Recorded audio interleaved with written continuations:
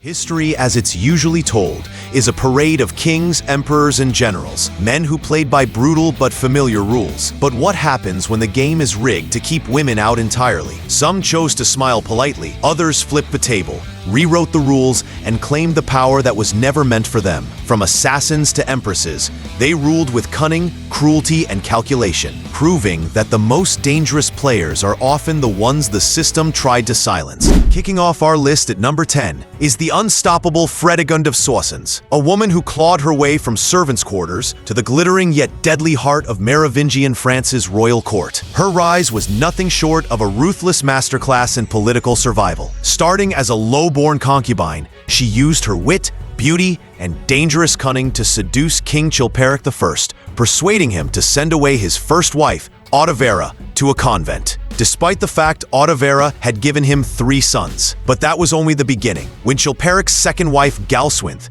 was mysteriously found strangled in her bed, suspicion pointed straight to Fredegund. Yet she swiftly slipped into the vacant position of queen consort. Her reign in court was drenched in intrigue, employing poison, covert assassinations, and psychological warfare as her tools. One of her most infamous acts was the chilling, deadly dinner, where she invited 3 enemies to feast, only for assassins to silently line up behind them and decapitate them at the table. Fredegund turned domestic settings into battlefields, proving she could manipulate the everyday into instruments of lethal power. In a world where noble birth dictated status, she showed that pure, calculated brutality could rewrite destiny, earning her the title of one of history's most feared and resourceful queens. At number 9, stepping from the shadows of the Roman Empire's blood-soaked corridors, we meet Agrippina the Younger, a woman whose ambition was as sharp as the daggers that claimed so many in her family. Born into one of the most dangerous dynasties in history, she witnessed political purges destroy her relatives and quickly realized survival demanded mastery of manipulation. Her vision extended beyond herself. Her goal was to secure the throne for her son, Nero, at any cost. Her path was bold and unprecedented. She convinced her uncle, Emperor Claudius, to change Roman law so they could marry, uniting her bloodline with imperial power. Once in position, her cold efficiency became legendary. Historians allege she poisoned her second husband, Passianus Crispus, orchestrated the exile and death of her rival Lolia Paulina, and most famously, murdered Emperor Claudius himself with a dish of tainted mushrooms. This ensured Nero's immediate rise, preventing Claudius's biological son, Britannicus, from ever challenging for power. Roman historians, steeped in misogyny, painted her as a scheming villainess, yet beneath the biased accounts lies a portrait of a woman navigating a treacherous world with intellect, charm, and calculated cruelty. Agrippina wielded influence like a hidden blade, proving that power could be seized not only through armies, but through the manipulation of those who commanded them. Claiming the number 8 spot is Queen Isabella I of Castile, a monarch remembered for her devout faith and her sponsorship of Christopher Columbus. But behind the pious image lay one of the most relentless political architects of religious conformity in history. In 1478,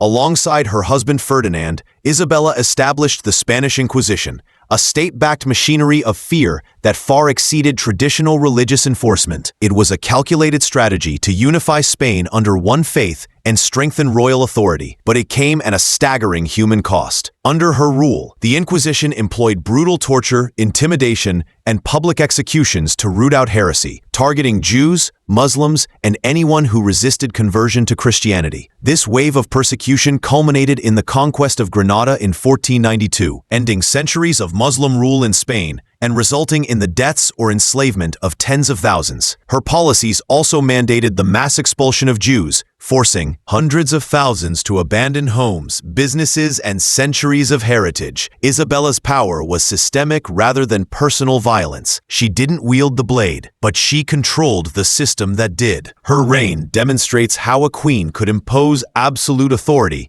not through the sword in her own hand, but by creating institutions that made fear and obedience a way of life across an entire kingdom. At number 7 burns the fierce legacy of Mary I of England, forever remembered as Bloody Mary. As the first crowned queen regnant of England, she ruled not merely with a crown, but with a fiery religious conviction. Her mission was absolute: to undo her father Henry VIII's Protestant Reformation and return England to the Catholic faith. In 1555, she revived the heresy acts, granting the state power to execute anyone refusing to renounce Protestantism. What followed was one of the most infamous campaigns of religious persecution in English history. Around 300 Protestants, including bishops, scholars, and common citizens, were burned alive in public ceremonies designed to terrify the masses into submission.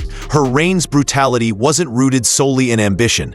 It was driven by unshakable religious zeal. For Mary, this was not political cruelty, but divine justice, though her enemies saw only blood and flames. Despite ruling for just 5 years, the intensity of her actions seared her nickname into history, overshadowing her other political efforts. Mary's reign stands as a stark reminder that the most dangerous rulers are not always those seeking personal power, but those who believe their authority is sanctified by heaven itself and will burn the world to enforce it. Sliding into the number 6 spot is Princess Olga of Kiev, a ruler whose vengeance burns in the annals of medieval history like a torch in the night. Her saga begins with tragedy, the brutal murder of her husband, Prince Igor, at the hands of the Drevlian tribe. When the Drevlians dared to send envoys proposing she marry their prince, they underestimated the depth of her fury. Her first act of retribution was macabre, ordering the ambassadors to be buried alive in a massive trench, their boat serving as a coffin. Without revealing her crime, she welcomed a second group of Drevlian chieftains, offering them her luxurious bathhouse to refresh themselves, then sealing the doors and burning the building to the ground. Still unsated, Olga traveled to the Drevlian capital for a funeral feast in Igor's honor. Once the soldiers were drunk beyond reason,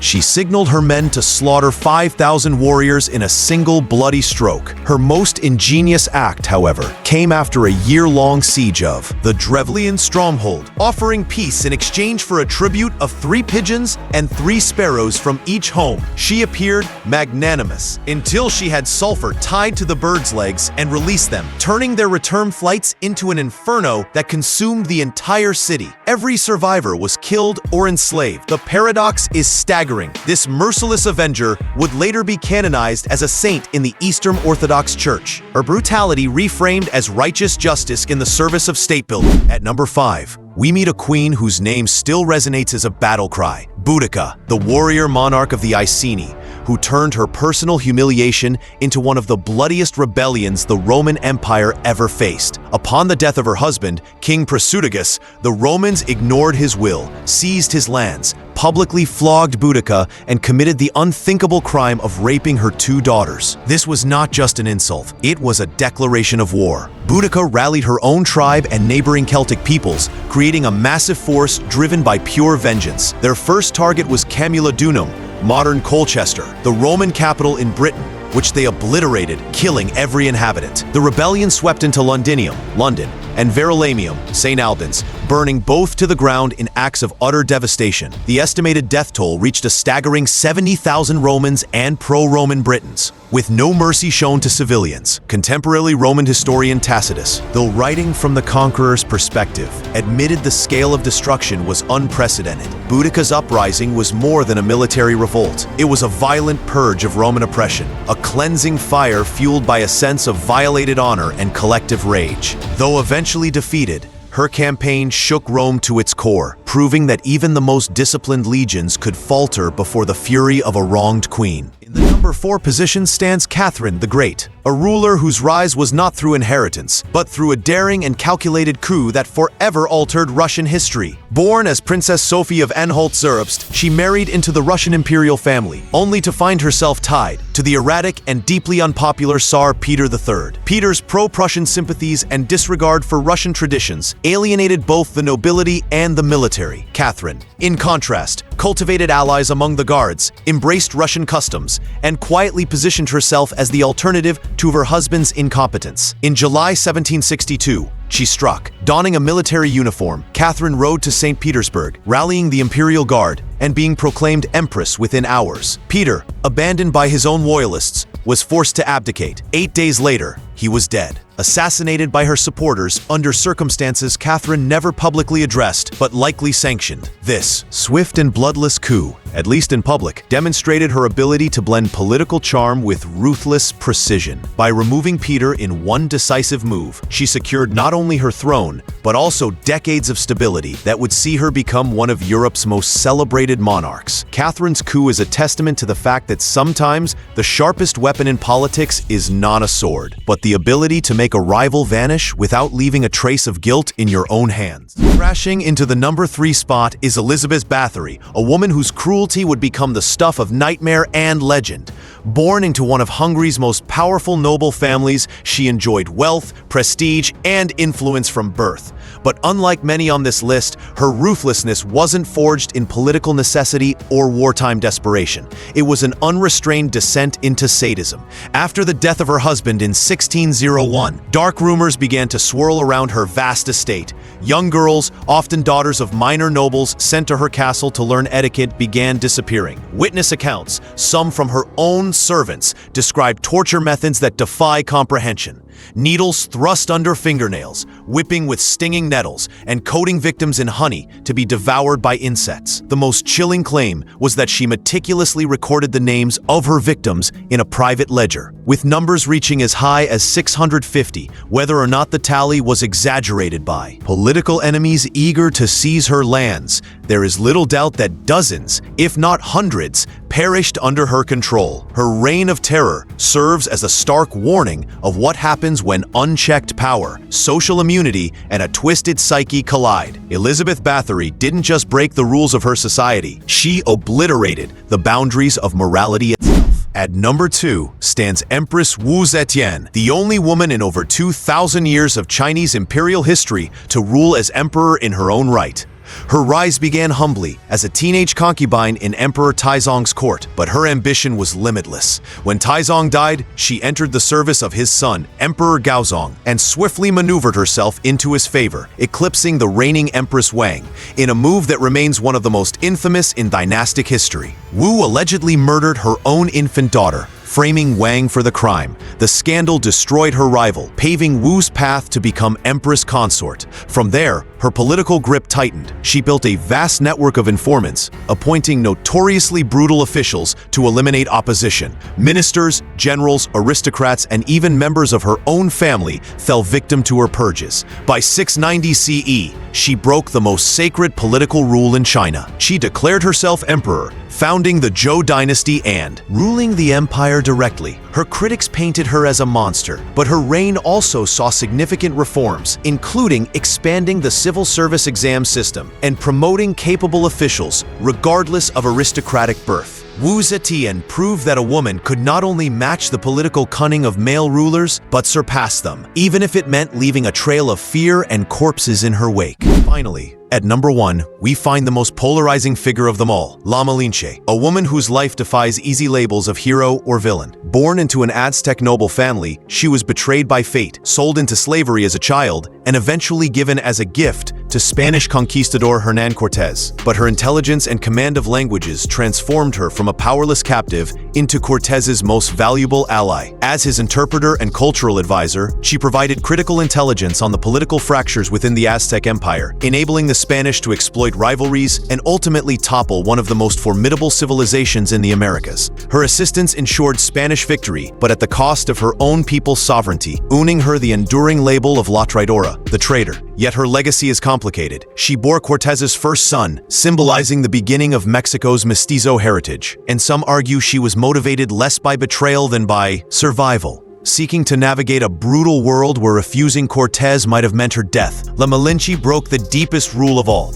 loyalty to one's nation. But in doing so, she reshaped history itself. To this day, she remains a symbol of both cultural birth and historical betrayal, forcing us to question whether survival and betrayal are truly the same thing. The women in this countdown didn't just break political rules, they shattered societal, moral, and even familial boundaries. From Fredegund's deadly feasts and Agrippina's poison plots to Isabella's institutional terror and Mary I's fiery purges, their paths to power were as varied as they were brutal. These stories remind us that history's most dangerous figures often operated in the shadows, rewriting the game on their own terms. If you found this journey through history's most ruthless women fascinating, don't forget to like, comment, and subscribe for more shocking tales from the past. Thanks for watching.